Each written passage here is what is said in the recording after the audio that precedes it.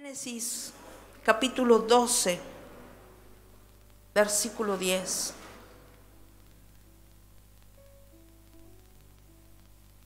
Quiero pedirte que atesores esta palabra en tu corazón. Atesorala, guardala, toma nota. Si no trajiste papel, anota en tu teléfono, toma nota de esta palabra porque te va a servir para los tiempos que vienen.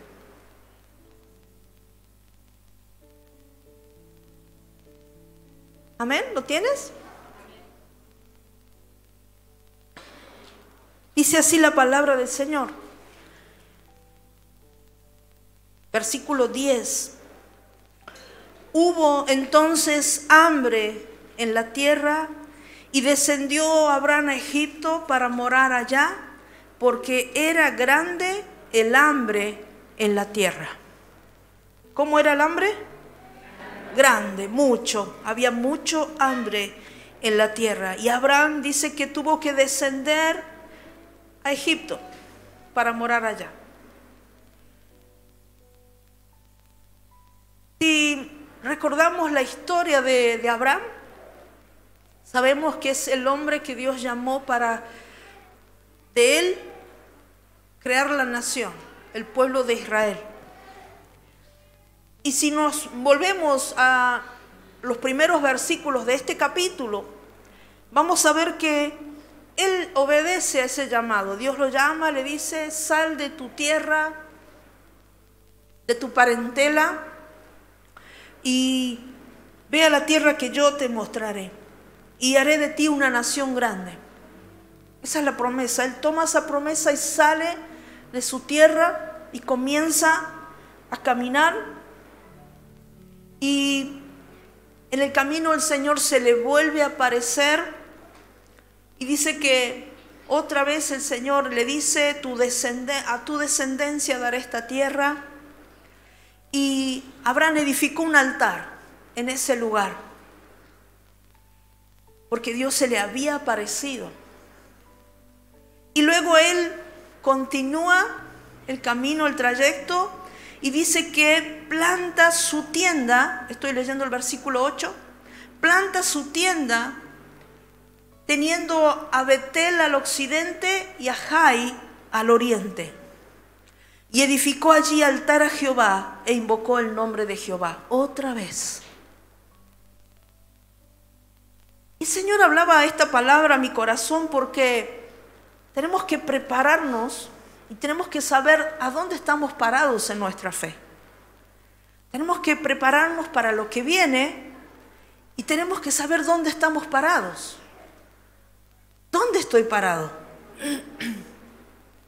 Y la palabra dice que él recibe el llamado, él obedece, él camina en la fe. De hecho lo conocemos como el padre de la fe. Pero él planta sus tiendas entre Betel, que significa casa de Dios, puerta del cielo, y entre Jai. Y sabe, Jai busqué en el diccionario hebreo y significa ruina y escombro. Ruina y escombro. Él se planta en el medio, cerca de Betel, casa de Dios, presencia de Dios, y Jai, ruinas, escombros. Y esto me muestra un creyente como todavía no muy claro en lo que está haciendo. Y él se queda en ese lugar y ahí pasa un tiempo y dice que luego él parte, sigue caminando hacia el Negev. Y el Negev significa lugar de estacionamiento, estar estacionado. Y pensaba esto: tremenda fe, creyéndole a Dios, deja todo, comienzas a caminar las tierras, recorrer hasta llegar a esa tierra prometida de la cual Dios le habla. Pero resulta que todavía no hay una firmeza, parece, en su fe, ¿no? Y Y él está caminando hacia un lugar donde es un lugar para quedarse, para estacionarse. Y muchas veces como creyentes, nuestra fe no tiene un punto firme. No hay un punto firme en nuestra fe. Vamos a la casa del Señor, vamos a Betel, vamos a la presencia de Dios, tal vez en nuestro hogar, pero también caminamos cerca de los escombros o de las ruinas de nuestro pasado. O nos quedamos parados en el camino cuando lo que Dios quiere es que avancemos, porque la tierra prometida estaba delante de Él. Y Dios quiere que avancemos y muchas veces nos estacionamos en una condición, en un estado. Nos quedamos quietos en un lugar cuando Dios te dice, seguí avanzando, aún no has llegado, la tierra prometida está más allá. Y yo pensaba para mí, reflexionaba con respecto a Abraham, hombre llamado el padre de la fe, el patriarca de los hebreos. Y no sé si alguna vez te pasó tener que rendir un examen en la escuela y resulta que la nota que te sacaste no fue muy buena, pero descubres que ese chico o esa chica que saca siempre 10 también se sacó una nota baja.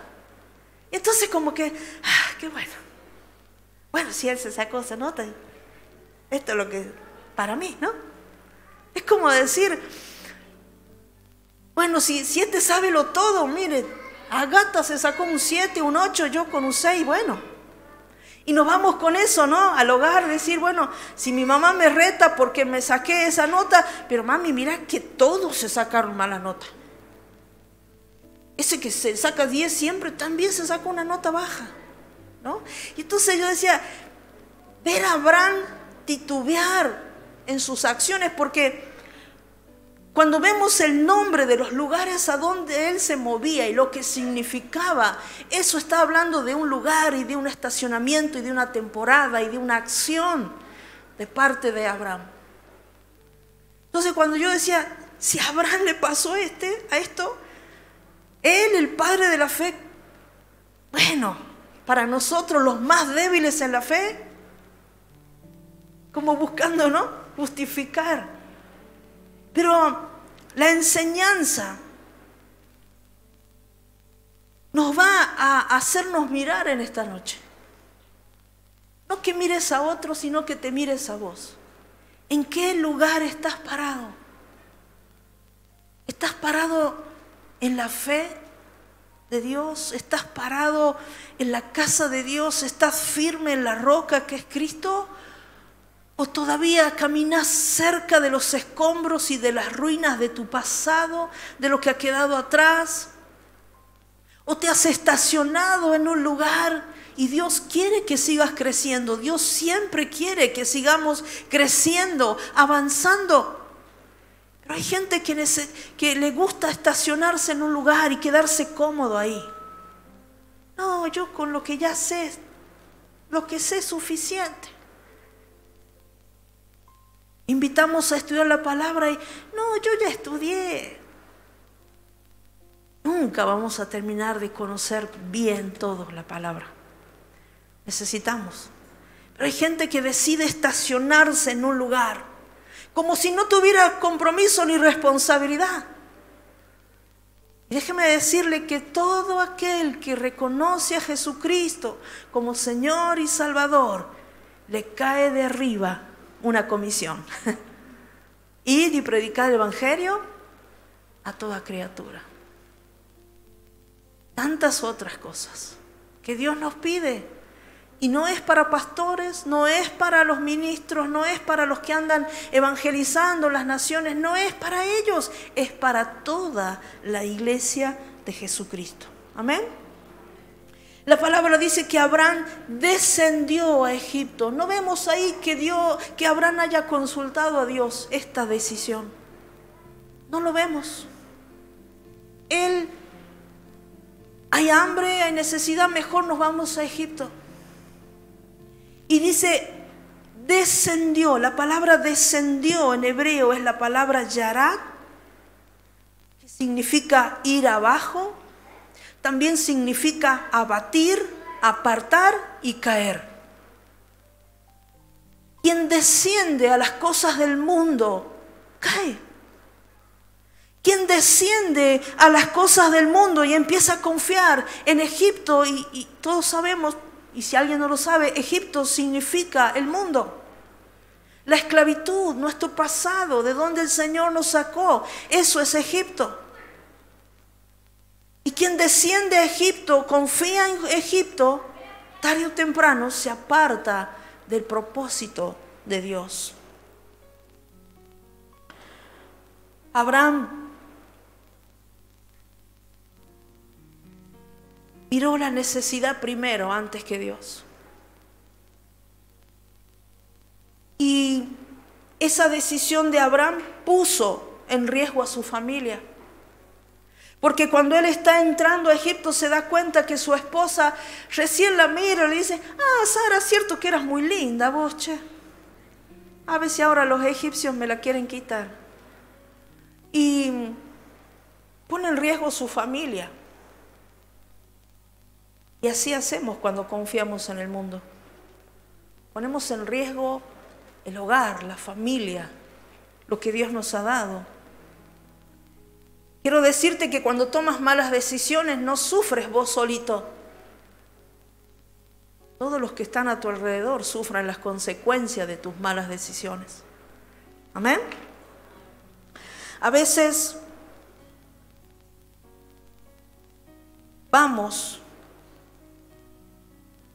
tomamos direcciones equivocadas.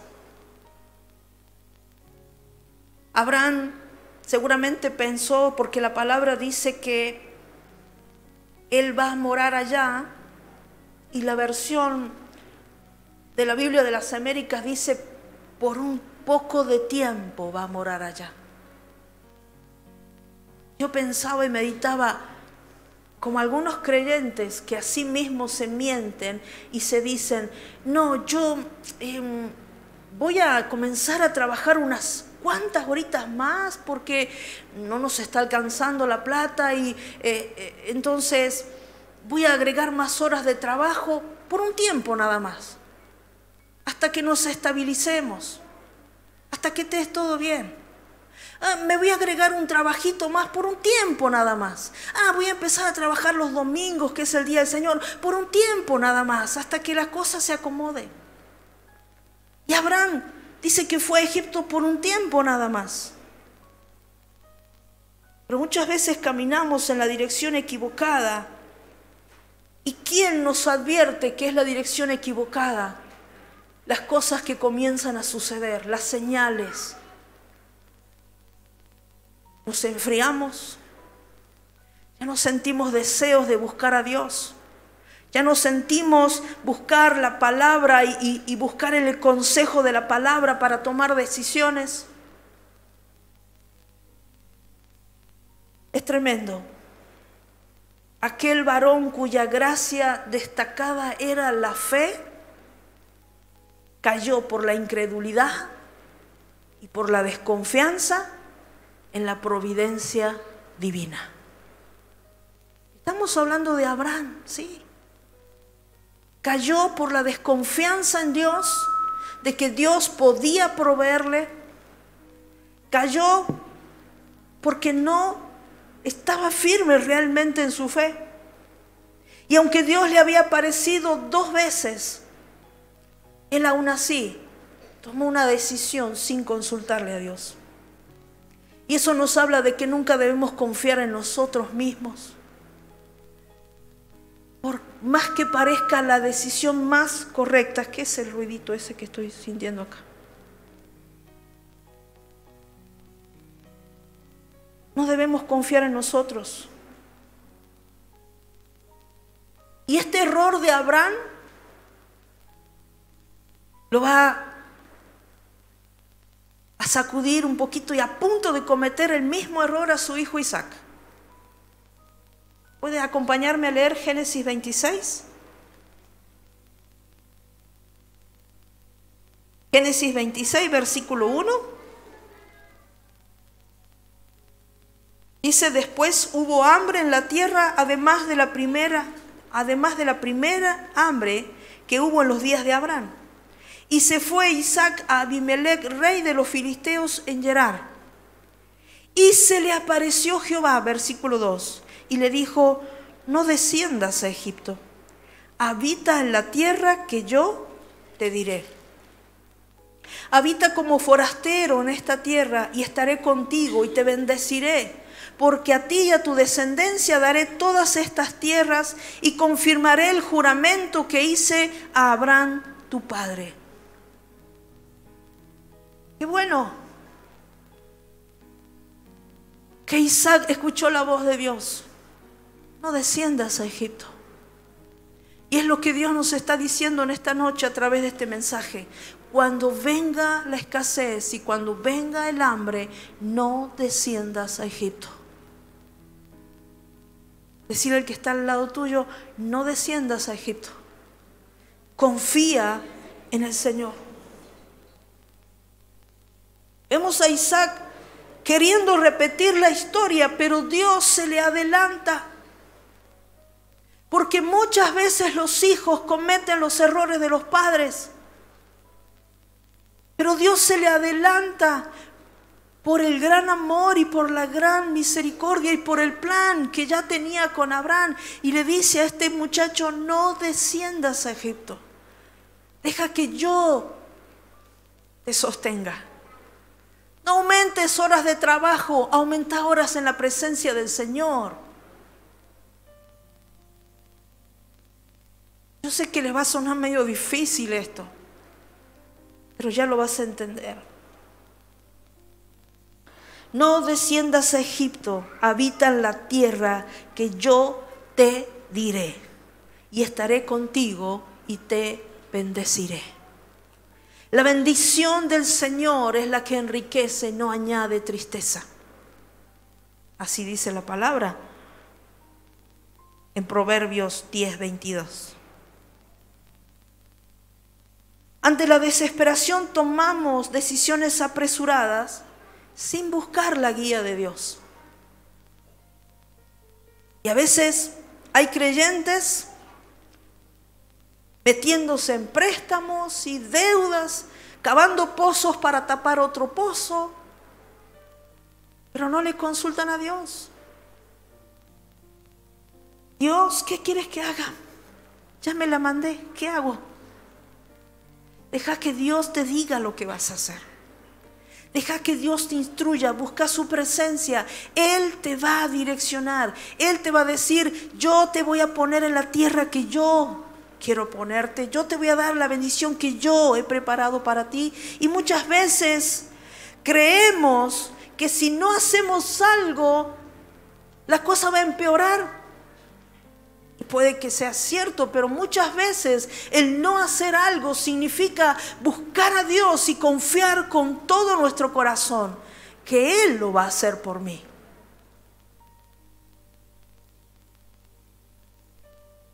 Tú puedes ir a Egipto, pero Egipto no es la tierra de tu bendición. La tierra de tu bendición es aquella que Dios ha preparado. Y también encontré en la palabra el ejemplo de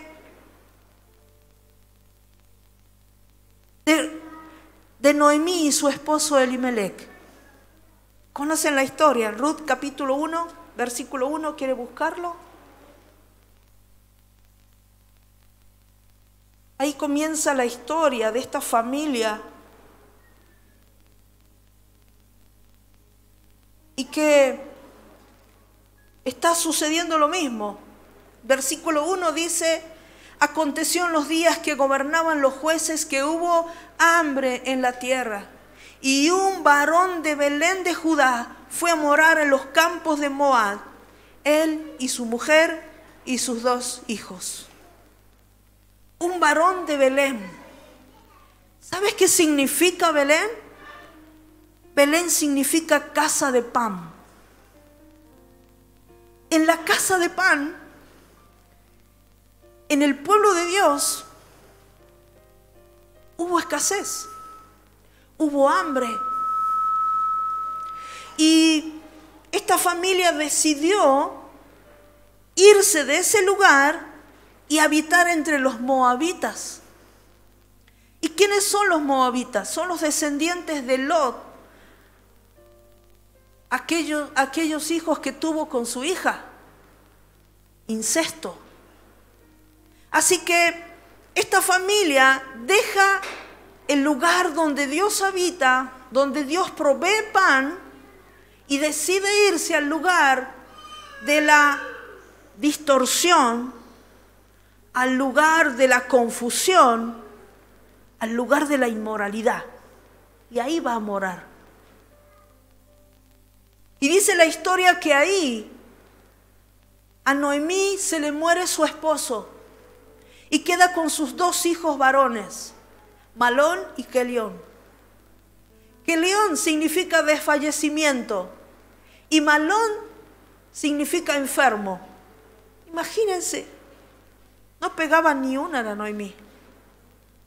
Estaba en una tierra pagana donde Dios no estaba, con desfallecimiento y enfermedad. Y dice la historia que ahí esos varones se casaron con mujeres moabitas, pero al tiempo murieron. Y dice que Noemí escucha que ahí en los campos de Moab, escucha que Dios está visitando a su pueblo en Belén y les ha dado pan. Porque déjame decirte que Dios no desampara a sus hijos. Jamás Dios desampara a sus hijos. Así no tengas nada en tu mesa, alguien va a golpear a tu puerta y va a traer alimento a tu casa, porque Dios no desampara a sus hijos. Y esta mujer dijo, me voy a levantar y me voy a ir. Y sabes, Noemí significa placentera, pero no había placer en su vida en todos esos años de pérdida. Y ella vuelve a la tierra de sus padres, vuelve a la tierra del Señor, vuelve a la tierra de Belén. Y en aquel lugar todas, le dan la bienvenida, Noemí está llegando. Y ella dice, no me llamen Noemí, que quiere decir placentera, llámenme Mara, que quiere decir amargura. Cuando te vas a Egipto, lo único que vas a traer de ahí es amargura.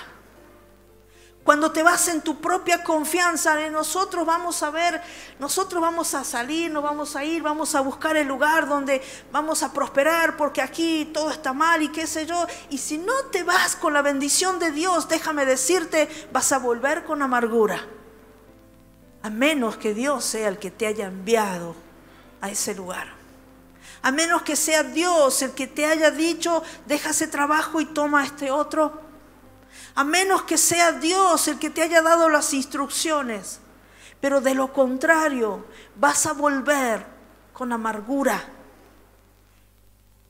Después de haber estado en desfallecimiento, en enfermedad, en muerte.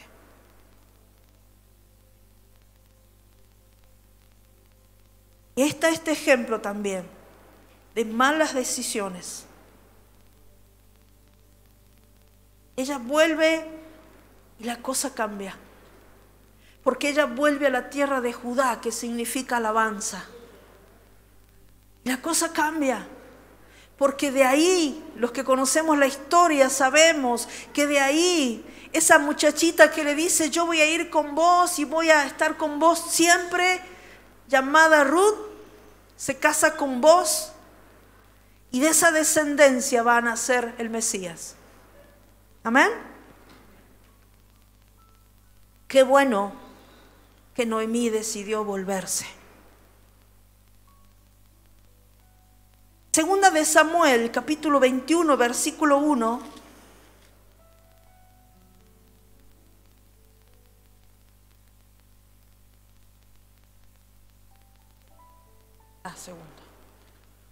Segunda de Samuel 21, 1.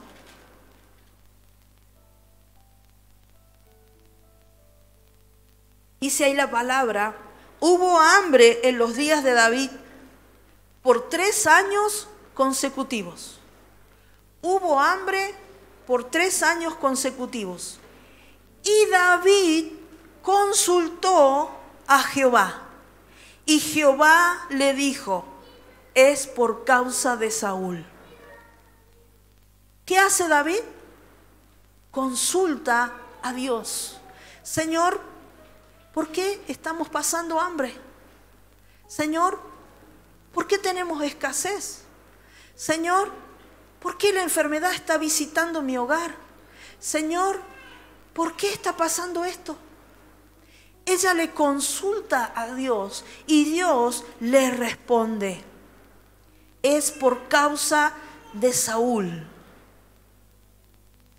Y Dios le da las instrucciones. Y ahí David va a corregir lo que está mal.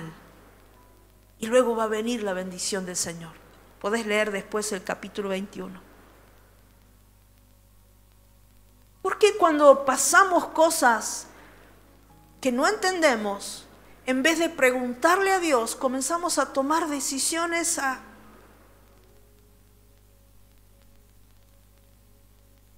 Todos debemos preguntarle a Dios. Él es tu Padre, Él es mi Padre. Debemos preguntarle a Dios todas las cosas. Señor, ¿por qué se cerraron estas puertas? Señor, ¿por qué me está empezando a faltar? ¿Por qué hay escasez? Señor, ¿por qué estoy empezando a entrar en enfermedad a mi cuerpo? ¿Para qué? ¿Por qué? ¿Para qué? Debemos preguntarle a Dios. Y siempre hay una razón. Siempre hay una razón. Muchas veces Dios nos está metiendo en procesos donde comienza a tratar con nuestras vidas. Porque lo que viene más adelante será mucho mejor de lo que estuviste viviendo antes. Entonces Dios te mete en aprietos, te mete en problemas, te mete en dificultades y espera que le clames a Él. Espera que le busques. Espera que te acuerdes de Él. Y cuando lo hacemos, Dios comienza a mostrarse. Dios comienza a revelarse a nuestras vidas. Y ese trato no es ni más ni menos que el formar en nosotros a la verdadera mujer o al verdadero hombre que Él quiere para sí. Amén. Y eso sucede, es necesario. La pregunta es, ¿hablas con Dios? ¿Le consultas? Vamos al otro extremo. Los religiosos no le consultan a Dios. Los religiosos hacen siempre exactamente lo mismo, sin obtener resultados, pero no cambian nada. No, es que yo busco a Dios así. No, es que yo voy a la iglesia cuando tengo tiempo. No, es que yo hago esto a mi manera. No, es que yo esto lo hago así porque yo ya lo arreglé y porque yo ya lo determiné y porque yo ya... Y yo va creciendo y Dios va menguando en nuestras vidas. Pero déjame decirte algo. Esa no es la relación que Dios quiere. Esa no es la relación que Dios busca tener con sus hijos. Dios quiere que lo consideres y sepas que Él es tu Padre y que te ama y que todo lo que Él ha permitido hasta ahora que te pase es su voluntad para que algo aprendas.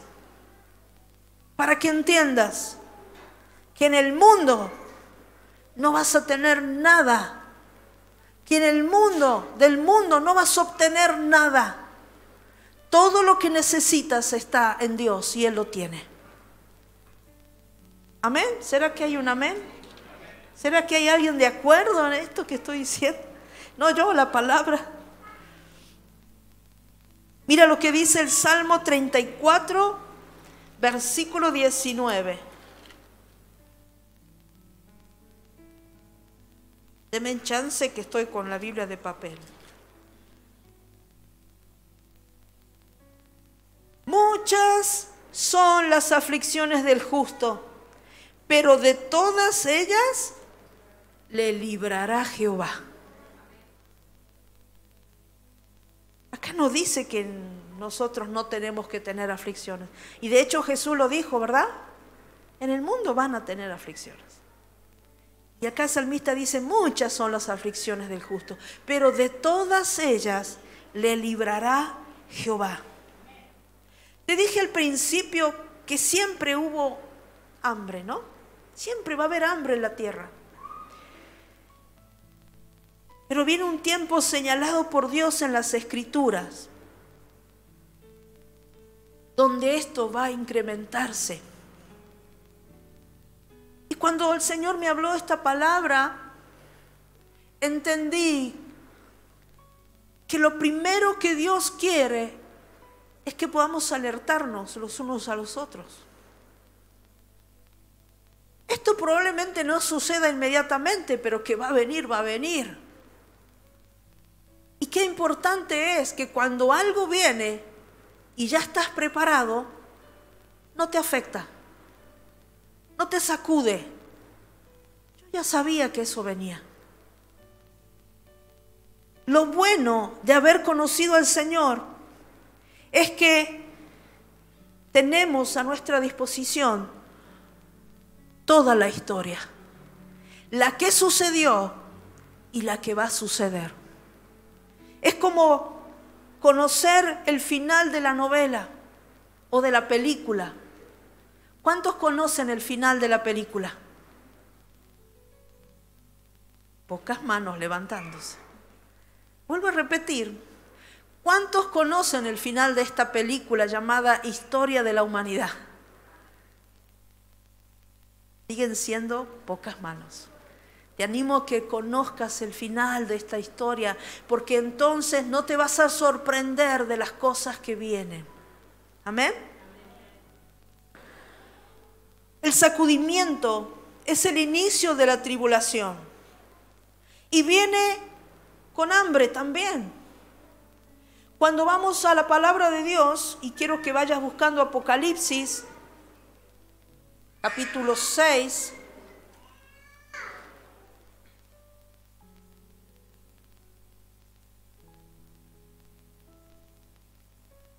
capítulo 6, ahí vemos que tienen por título en la mayoría de las Biblias los sellos, ¿verdad?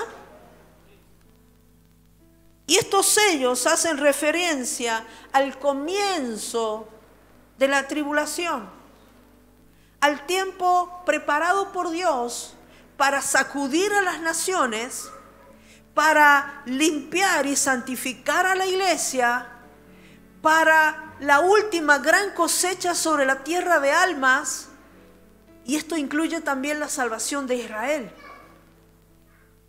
Esa es la gran tribulación. En un tiempo escuchábamos que se predicaba que la iglesia se va en el rapto, ni vamos a verle la cara al anticristo. Déjame decirte que no es así. La iglesia va a pasar por el tiempo de la tribulación porque necesita ser purificada y santificada como a Dios le agrada. Entonces, estos 7 sellos en Apocalipsis son literales. Estos 7 sellos no son simbólicos. Todo lo que sucede ahí no es algo simbólico, es literal. Su cumplimiento no ha sucedido todavía, va a suceder. Y es algo que será progresivo, va a ir en aumento de intensidad. Y también son sucesos cronológicos, son desatados en un orden y secuencia.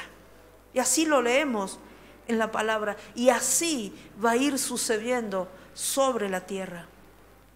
En la generación en la que el Señor regrese, y que es muy probable que seamos nosotros esa generación, Dios sacudirá a todas las naciones, como dice Ageo capítulo 2, para juzgar al reino de las tinieblas.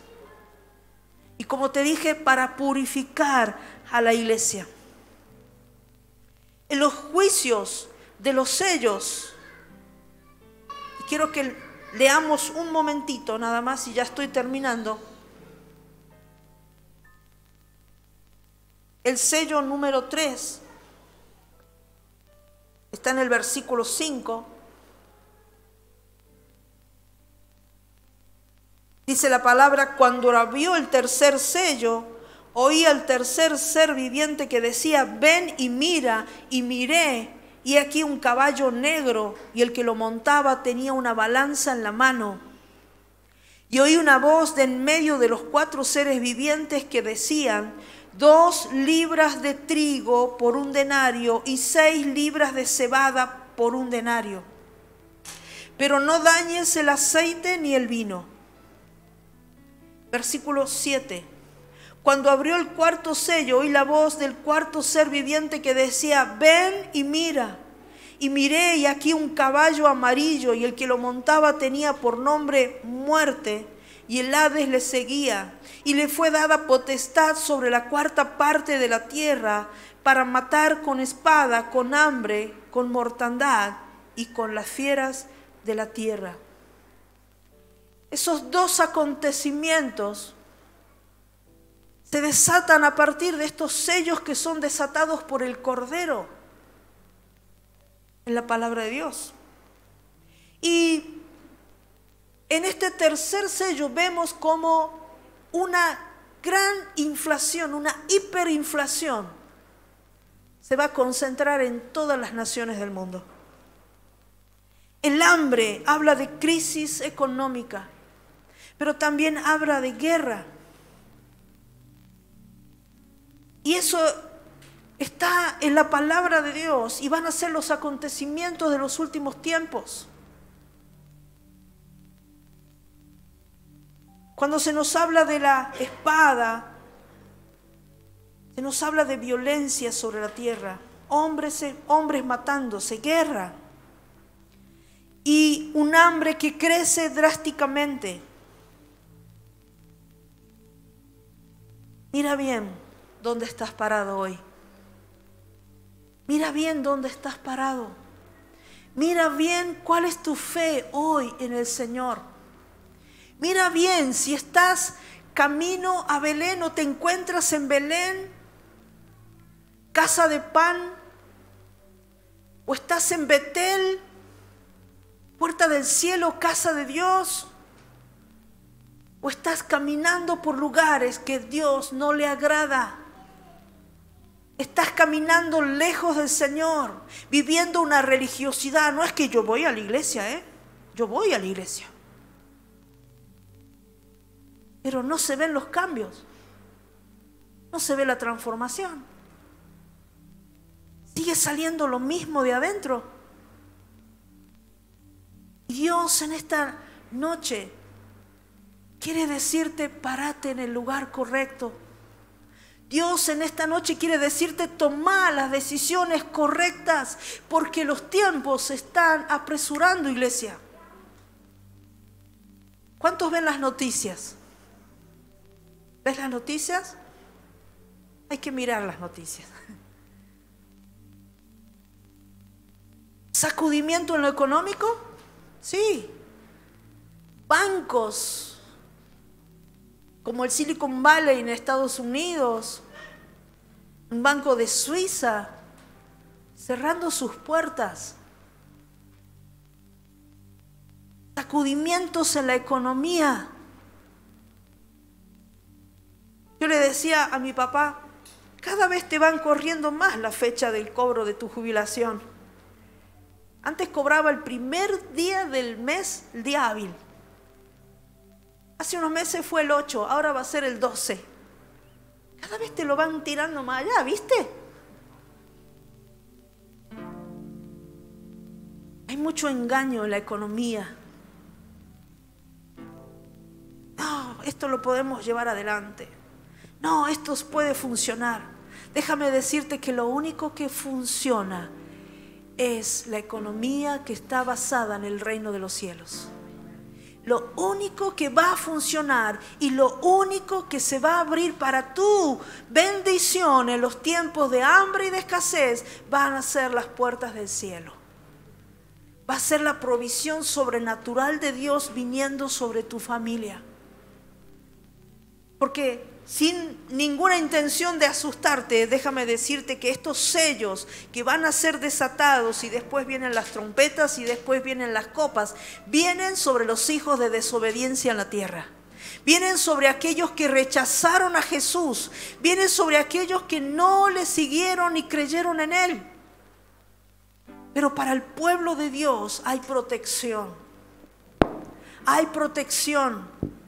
Pero ojo, si estás entre el pueblo de Dios, si estás entre los hijos de Dios, si estás confiando en Dios y no en Egipto. Egipto también significa confiar en tus propias fuerzas.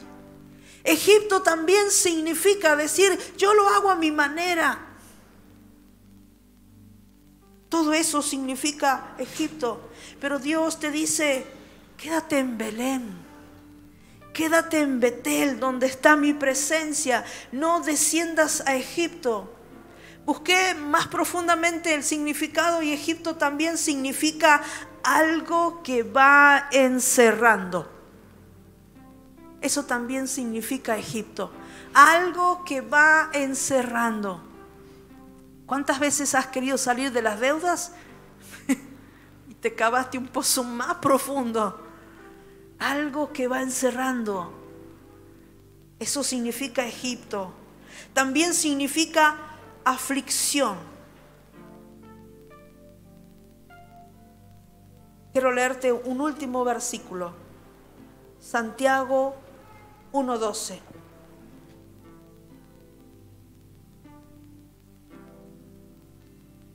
Santiago 1:12.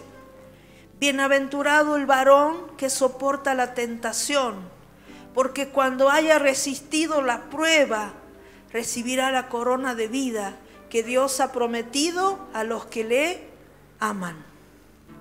Bienaventurado el varón o la mujer que soportan la tentación de alejarse de Dios e ir al mundo a buscar suerte. Bienaventurado el hombre y la mujer que soportan la tentación cuando vienen esos a decirte, mira, acá hay plata fácil, vení, invertí con nosotros. Bienaventurado el varón que soporta las tentaciones de los ofrecimientos que Egipto te da y confías en tu Señor, confías en tu Dios, porque al final del camino vas a recibir la corona de vida. Él se la ha prometido a los que le aman. Y Jesús dijo en su palabra, el que me ama, me obedece. Ese es el que ama a Jesús. No el que dice, sí, yo amo a Dios. Yo amo a Diosito, como dicen algunas personas. No es por lo que dices, es por lo que haces. El amor se demuestra. Amén. El amor se demuestra. Y Dios quiere pruebas de tu amor. ¿Me amas? Pruébamelo. ¿Me amas? Obedéceme. ¿Me amas? Ajústate a mi palabra. No hagas conforme a tus experiencias del pasado. Vive conforme a lo que Dios dice.